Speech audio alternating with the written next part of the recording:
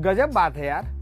मेरे तो दलित पिछड़े भी दोस्त हैं, हम उनके साथ खाते पीते भी हैं। Honestly, I feel caste is a Western construct. शहर में लोग पढ़ लिख चुके हैं, जाति में कास्ट में विश्वास नहीं रखते। तो भाई फिर ये क्या है? टीम में भेदभाव मैं बता रहा हूँ। आज तक मेरे पास ऑफिस नहीं है, छुट्टी लेने के लिए हाई कोर्ट जाना पड़ा और वो भी विदाउट पे लेनी पड़ी। और आज मेरे साथ सबसे बड़ा मेरे करियर में ये ब्लॉट लगा दिया इन्होंने। तो ये सारी चीज़ें क्या शो करती हैं? यही कि आप कुछ भी कर लीजिए, दुनिया का सबसे बड़ा प्राइज भी जीत लीजिए, लेकिन आपको छोटा ही रखा जाएगा। ये कौन है और कास्ट डिस्क्रिमिनेशन से इनका क्या रिश्ता है, ये आगे हम इस वीडियो में आपको बताएंगे। लेकिन उससे पहले आप ये जान लीजिए कि पिछले कुछ दिनों में भारत में जातीय भेदभाव यानी कास्ट डिस्क्रिमिनेशन की कई घटनाएं सामने आई हैं। कहीं जाति की वजह से किसी का बाल काटकर उसे अपमानित किया जाता है, तो कहीं ठाकुरों के मोहल्ले से दलितों की बारात ले जाने पर हिंसा हो रही है। जनाब ऐसे कैसे के इस एपिसोड में हम कास्ट यानी जाति की बात करेंगे, जिसे कुछ लोग वेस्टर्न कॉन्स्ट्रक्ट यानी अंग्रेजों की उपज कहकर नकार देते हैं। असल में उसकी जड़ पढ़े लिखे भारत में कितनी गहरी है वो भी बताएंगे। साल 1913 जनवरी का महीना था। विदेश में पढ़ाई कर भारत लौटे एक युवक को बड़ौदा सचिवालय में नौकरी मिली, लेकिन उन्हें कहीं छूना ना पड़ जाए इसलिए चपरासी दूर से फाइल फेंक कर देता था। इस युवक का नाम था भीमराव अंबेडकर। तब से लेकर अब तक 112 साल बीत गए। भारत आजाद हो गया, भारत ने दलित आदिवासी राष्ट्रपति देख लिए, लेकिन फिर भी जाति जाति नहीं है। आप एक घटना देखिए।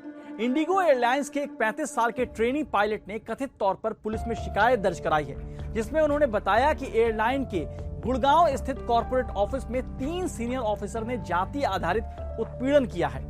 एफआईआर में लिखा है 28 अप्रैल को इंडिगो के गुरुग्राम ऑफिस में हुई एक मीटिंग में उन्हें 30 मिनट तक जाति सूचक टिप्पणियों का सामना करना पड़ा। मुझे कहा गया, अबे you are not fit to fly an aircraft, go back and stitch slippers and you don't even have the worth to be watchman here. तुम विमान उड़ाने के लायक नहीं हो, वापस जाओ और चप्पल सियो, और तुम्हारे पास यहाँ चौकीदार बनने की भी योग्यता नहीं है। ट्रेनी पायलट का आरोप है कि यह मानसिक उत्पीड़न केवल अपमान तक सीमित नहीं था। सैलरी में कटौती, जबरन दोबारा ट्रेनिंग की धमकी और नौकरी छोड़ने पर मजबूर किया गया। उन्होंने इस मुद्दे को कंपनी के उच्च अधिकारियों और इंडिगो एथिक्स पैनल के समक्ष भी उठाया, लेकिन कोई कार्रवाई नहीं हुई।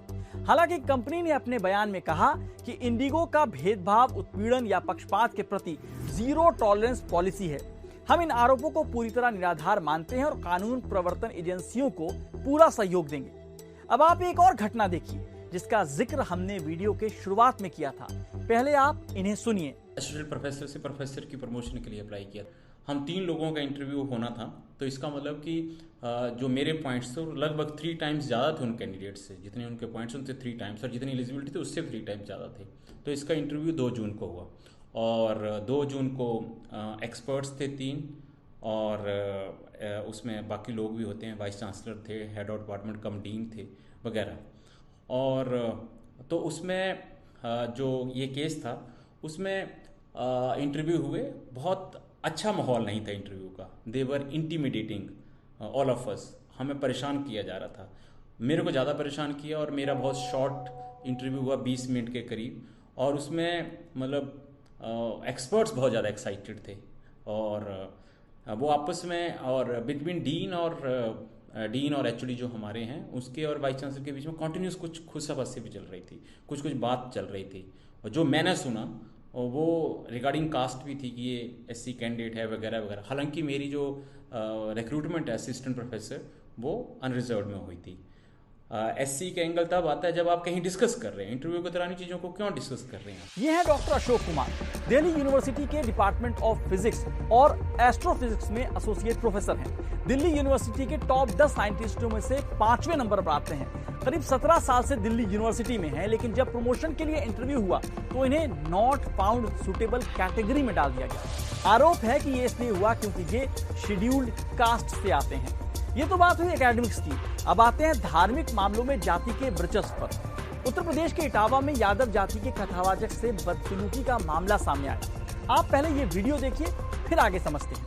इन्हें जो चीज याद रहे वो चाहिए कि ब्राह्मणन के गांव में आके तुमने मतलब जो करो जो तुम्हारी बाकी सजा है, तुम जिंदगी में तुम्हें ऐसा करवो नहीं चाहिए तो जो तुमने करो। यहाँ कथावाचक को पीटने वाले लोग एक खास जाति की बात कर रहे हैं। हालांकि इस मामले में दूसरे पक्ष का कहना है कि कथावाचक मुकुटमणि और उनके साथी संत कुमार ने झूठ बोलकर खुद को ब्राह्मण बताया। इसके अलावा जब कथावाचक ने पिटाई और सिर मुड़वाने को लेकर एफआईआर दर्ज कराई तो उसके कई घंटों बाद महिला से अभद्रता का इल्जाम कथावाचक पर लग गया। यहाँ एक बात समझ लीजिए, अगर कथावाचक ने अपनी जाति छिपाई थी तब भी हिंसा का अधिकार किसी को नहीं था।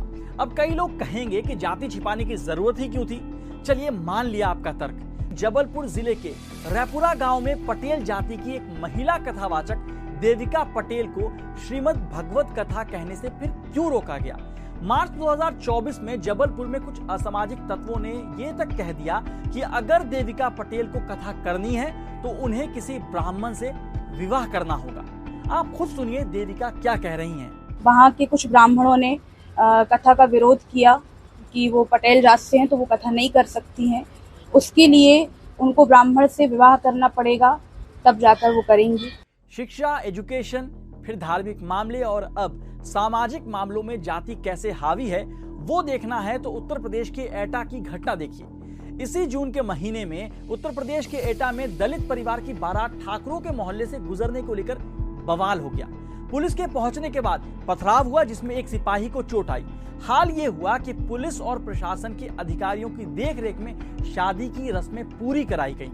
गांव के दो रास्ते हैं, एक तो इधर जहाँ पे हम खड़े हैं उधर आने के लिए, पूरे गांव से घूम के आने के लिए। लड़की वालों की ये जिद थी कि भाई और बारात गांव के पूरे घूम के जाती हैं तो ये बारात भी गांव के पूरा ही घूम के जाएगी। ठीक, ये जो ठाकुर हैं गांव में उन्होंने कही कि चमार बिरादरी की बारात पूरा गांव नहीं घूमेगी, इनका जो रास्ता है उसी रास्ते से जाएगी। आप एक और घटना देखिए। ओडिशा के गंजाम जिले में दो दलित युवकों को बुरी तरह पीटा गया, आधा सिर मुड़वाया गया, घुटनों के बल रेंगने और मुंह में जानवर की तरह घास डाला गया। मन नहीं भरा तो नाली का पानी पीने के लिए मजबूर किया गया।